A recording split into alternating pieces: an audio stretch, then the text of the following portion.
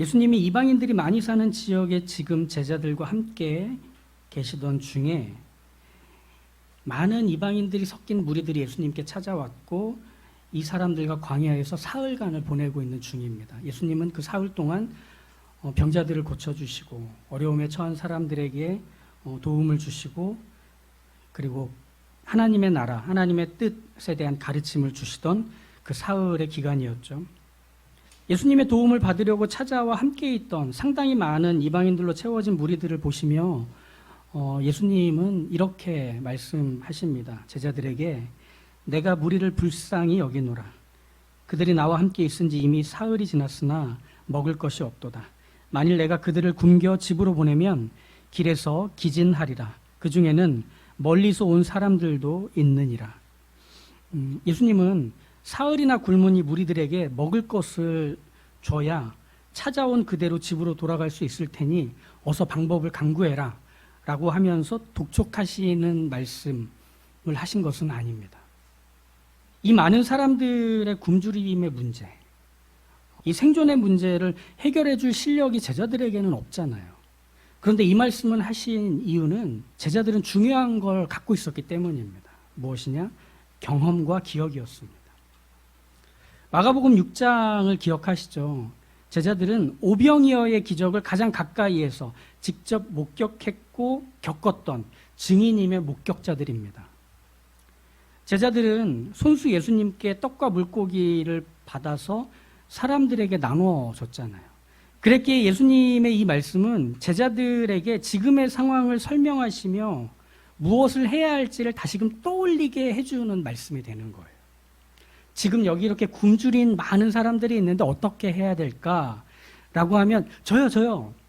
오병이어 때의 기적을 지금 발휘해 주신다면 하나님이 그 일을 예수님을 통해서 하게 하신다면 이 불쌍한 사람들에게도 살 수 있는 기회가 돌아올 겁니다. 그래서 집으로 잘 돌아갈 수 있으니 하나님의 그 선하심과 풍성하심을 다시 한번 보여주십시오 라고 제자들이 떠올려서 예수님께 말할 수 있겠죠. 그 경험과 기억을 가지고 있기에. 그런데 제자들은 예수님이 말씀하시는 그 문제에 대해서 상당히 무심합니다. 8장 4절을 한번 볼까요? 제자들이 대답하되 이 광야 어디서 떡을 얻어 이 사람들로 배부르게 할 수 있으리까? 제자들이 무심하고 심드렁했던 것은 이 문제를 해결할 실력이 없기 때문이 아니라 이 문제를 겪고 있는 사람들, 정확히는 예수님이 불쌍하게 여기시는 멀리서 온 사람들을 포함한 이 이방인 무리들에 대해서 제자들이 무심해했기 때문에 되묻고 있는 겁니다. 어디서 그걸 얻어요?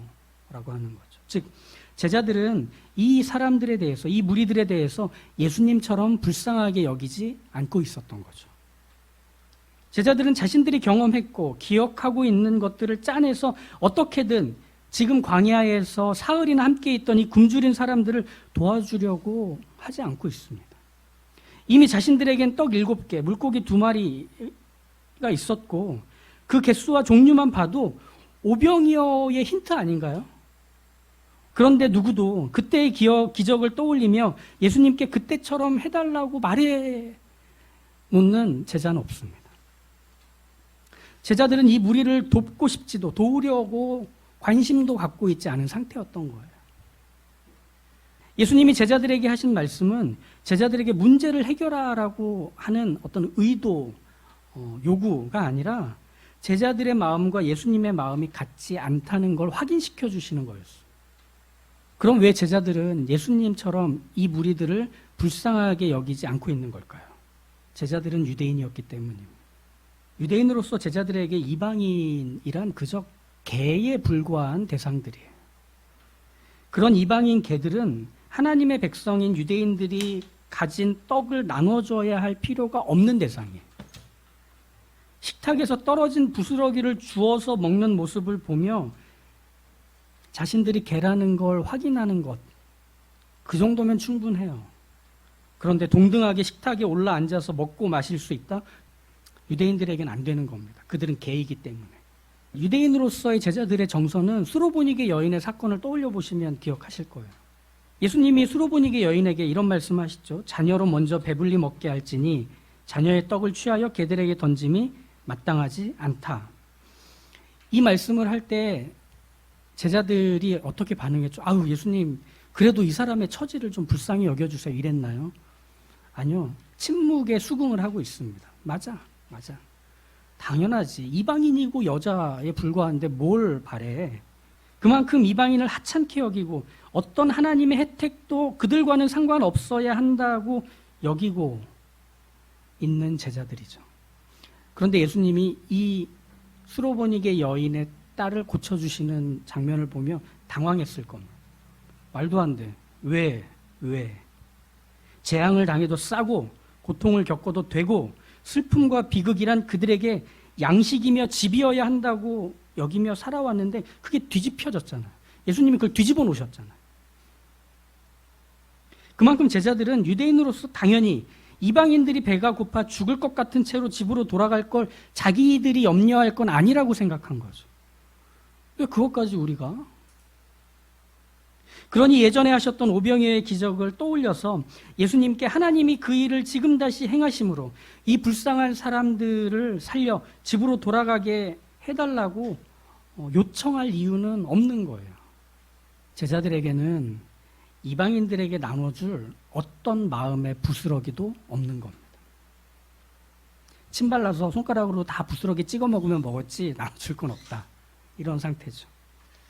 그럼에도 거기 예수님은 그런 제자들의 냉담하고 무심한 모습에 포기하지 않아요. 그게 이 사건을 바라보는 우리의 시선이어야 됩니다. 5절을 보시면 예수님은 너희가 떡 몇 개가 있느냐라고 물으시는 거죠. 그리고 심지어 7절에서는 본인이 직접 생선도 찾아내세요.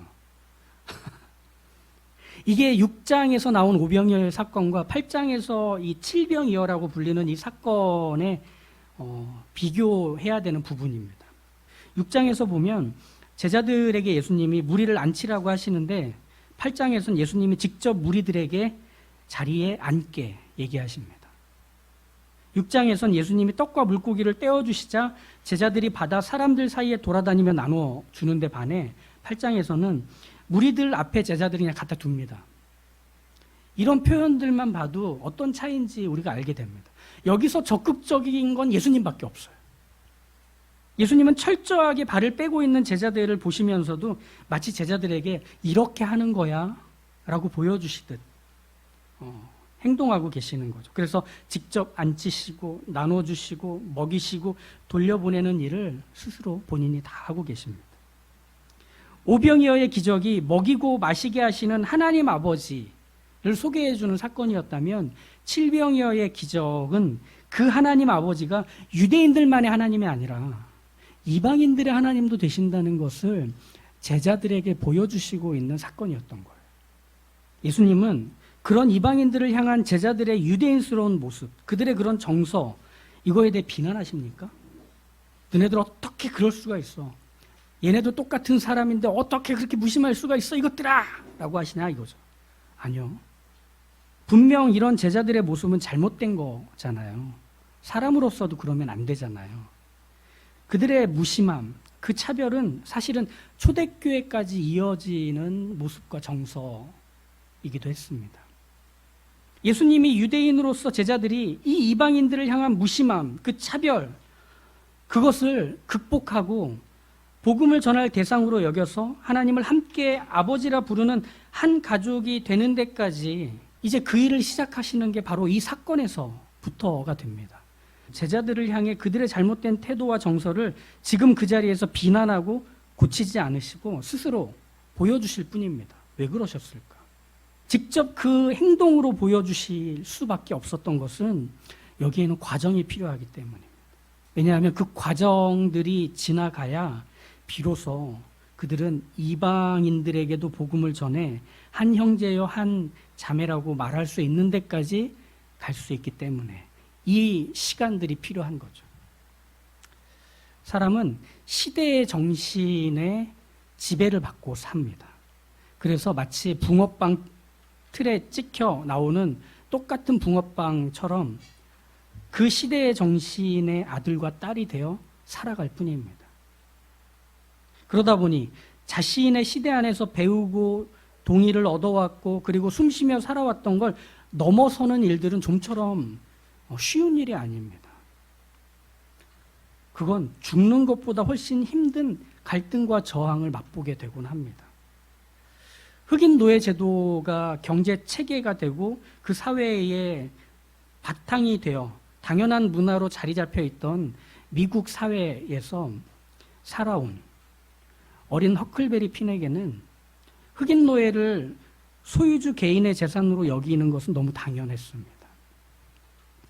그런 허클베리 핀에게 흑인 친구가 생깁니다. 도망친 흑인 노예인 짐이었습니다.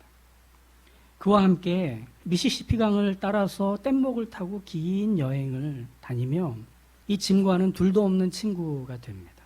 그런데 그 함께 여행을 하다가 어느 마을에 이 짐이 붙잡히게 되고 이 짐이 다시 다른 사람에게 노예로 팔려가든 아니면 원래의 주인인 왓슨 아주머니에게 돌아가게 되든 이 짐은 다시 노예로 살아야 하는 상황에 처하게 됩니다.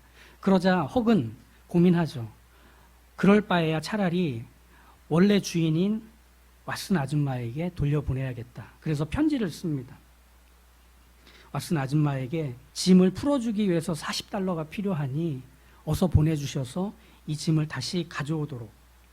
그게 그 당시엔 합법적이고 건전한 방법이었기 때문에 헉은 그 편지를 써서 짐을 살려보려고 합니다. 도망쳤다 다시 잡혀온 노예에게는 더욱 모진 어려움이 펼쳐질 것이기 때문에. 그럼에도 지금 살아남아야 하기 때문에 헉은 편지를 써서 보내려고 하는데 갑자기 생각에 잠깁니다. 그래, 이렇게 하는 게 가장 바람직한 방법이잖아. 그렇지 않으면 난 지옥에 가게 될 거야. 이 노예를 어떻게든 풀어주려고 하는 것은 옳지 않아. 왜? 그 시대 안에서 배워온 거예요. 이 흑인 노예를 내 친구로 삼아 이 사람에게 자유를 주기에는 내 용기가 너무 부족한 거예요. 그래서 이 편지로 짐을 그래도 살려주기 위해서 결정하려는 그 찰나에 갑자기 떠오른 겁니다. 짐과 함께 뗏목 여행을 하며 좋았던 순간들. 자기 몫에 불침번을 설 때마다 짐은 자기를 깨우지 않고 밤이슬을 맞으며 곁에 있어 주었던 시간들.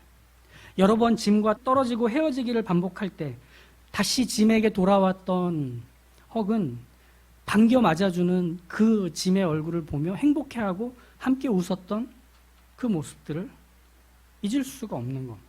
주마등처럼 쑥 지나가는 것. 늘 자신을 귀염둥이라고 불러준 그 짐. 헉은 편지를 집어들고서 짐을 다시 노예로 만드느냐 아니면 짐을 구출해서 자유를 맛보게 도와줄 것이냐를 이제 결정해야 합니다. 그리고 헉은 잠시 망설임 끝에 혼잣말로 이렇게 중얼거려요. 좋아, 난 지옥에 가겠어. 그리고 짐을 구출하기 위해서 나섭니다. 지금 헉은 시대정신이 가르치고 젖어들게 만든 한 검둥이 노예, 그에게 자유를 주기 위해 용기를 내야 합니다. 이건 너무 힘든 거예요. 자기가 숨쉬어왔던 문화이고 이 일을 제기할 수 없는 확실한 사실 앞에서 이걸 거스를 수 있다는 건 너무나 어려운 일입니다. 유대인에게, 이방인에게 도움을 주고 그를 위해주고 그에게도 하나님이 누구신지를 알려주어야 한다고 말한다면 그건 말도 안 되는 용기를 내라는 것과 같고, 너도 지옥에 가, 너도 이제부터 이방인이야 라고 역임을 받게 되는 것과 같은 일이 생기는 겁니다. 그러니 예수님이 제자들을 막 혼내셨다면 그래, 이제 이방인을 위해 살아야겠다 이런 마음이 들 수 있었을까? 오히려 그 반대의 일이 생길 수도 있습니다. 무엇이냐면 예수님이 하나님이 이방인들도 사랑하신다고 지적하고 혼내셨다면 제자들은 힘써 이방인들을 돕겠다고 나섰을 수도 있습니다. 하지만 그렇게 이방인들을 도우려 했다면 제자들은 이방인을 수단 삼아 하나님께 칭찬과 인정을 받으려는 방식으로 이용하는 데 불과했을 겁니다. 예수님이 그들을 불쌍하게 여기던 마음은 그들에게 없는 채로. 헉의 가장 친한 친구가 누구죠? 톰 소여입니다. 헉은 우여곡절 끝에 톰 소여를 만나게 돼요. 그래서 짐을 구출해 줄 얘기를 합니다.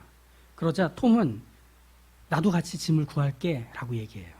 하지만 톰에겐 헉이 짐의 자유를 위해서 지옥까지 가겠다는 각오는 없어요. 그저 톰은 쿨한 것이라고 생각했기 때문에 검둥이를 해방시켜주려고 감행하는 것뿐입니다. 왜? 마을 사람들과 어른들에게 자신의 존재감을 드러낼 수 있는 거거든요. 야, 세상에 저런 악동이 어딨어. 누가 검둥이를 풀어주려고 하는 거야? 또 톰이야? 라고 하는 걸 듣고 싶은 거예요. 인정받고 싶은 거죠. 물론 짐은 톰에게도 착하고 듬직하고 친절하게 대했지만 여전히 톰에게는 흑인 노예에 불과한 거예요. 그 시대의 아들이기 때문에. 그러니 톰이 보여주는 행동, 이것이 예수님이 제자들에게 지적하고 혼내서 이방인들을 생각하고 도와주게 되는 것과 맞물리게 되는 공통점이 되지 않을까요? 그들을 향한 어떤 마음이 아니라 그저 그 일을 해서 대단한 사람으로 비춰지고 싶고 인정받고 싶은 것에 불과한 행동을 감행하겠다는 것 아니겠냐는 거예요. 즉, 자신들이 생각하고 느끼는 게 지금 유대인으로서 알고 있는 것들의 범주를 넘어서기에는 아직 그들은 참 힘든 상황에 놓여 있는 것을 예수님이 가장 잘 알고 계세요. 그래서 이 제자들은 시간이 필요한 겁니다. 과정을 밟아야 합니다. 어떤 과정이죠? 예루살렘에 올라 나귀를 타고 왕처럼 사람들의 환영을 받으며 입성했는데 거기서 예수님이 종교 지도자들에게 잡혀서 끌려가게 되는 것을 봐야 합니다. 거기서 뭘 해야 하기에? 도망쳐야 되기에. 예수님 모른다고 부인해야 하기에. 예수님이 심지어 부활하셨는데도 의심하고 짜증내는 그 과정들을 이들이 밟아야 합니다. 그런 모습에도 불구하고 여전히 사랑하셔서 찾아오시는 예수님을 그들은 만나야 하기 때문입니다. 거기서 제자들은 뭘 확인하게 됩니까? 나도 별 볼 일 없구나. 나도 저분의 용서와 저분의 이해와 저분의 사랑이 아니고선 나는 배신자였고 겁쟁이였고 쓸모없는 인생에 불과했구나. 이걸 이들이 알아야 유대인이라고 하는 틀을 사랑으로 깰 수가 있는 겁니다. 사랑을 받아야 사랑으로 나서게 되기 때문에 그렇습니다. 좋아, 난 지옥에 가겠어. 같은 것은 사랑을 경험한 사람이 사랑으로 행동할 수 있게 될 때 나타나는 모습일 뿐입니다. 그 밖에 다른 것은 우리가 다음 시간에 보게 되겠지만 그저 자기 자신을 부풀리는 것에 불과할 뿐입니다. 사랑하기 위해선 사랑을 먼저 받아야 합니다. 예수님께서 이 유대인인 제자들에게 혼내고 타박하며 이게 좋은 일이야, 이게 옳은 일이야 라고 가르쳐서 그들에게 그 일을 하게 만들지 않으시고 예수님이 그들을 포기하지 않고 사랑하시는 걸 경험하자 이방인들에게 그 사랑을 베푸신 예수님을 떠올리며 나도 역시 배신자였고 죄인이었고 쓸모없는 것이었지만 그 사랑을 통해 이렇게 됐듯 너도 그렇게 됐구나 라는 인정을 통해 하나가 될 수 있는 그 사랑의 걸음을 내딛었던 게 사도행전의 모습이었잖아요. 박해와 순교의 시기를 지나던 그리스도인들은 서로가 그리스도인임을 알리기 위해서 비밀 표식을 사용했습니다. 그게 뭘까요? 이렇게 하는 물고기 표시였습니다. 이게 익투스라고 합니다. 주는 그리스도시요 살아계신 하나님의 아들이십니다 라는 헬라어의 첫 글자를 따서 익투스라고 합니다. 이것은 서로가 내가 그리스도인이란 걸 보여주기 위한 일종의 표식이었죠. 예수님을 믿는다는 게 발각이 되면 로마 제국에 의해서 잡혀 죽는 상황이다 보니 손가락으로 서로 이 표시를 보여주면서 신분을 확인하는, 그때 이 물고기 표식은 유대인과 이방인의 차별이 없는 표식이에요.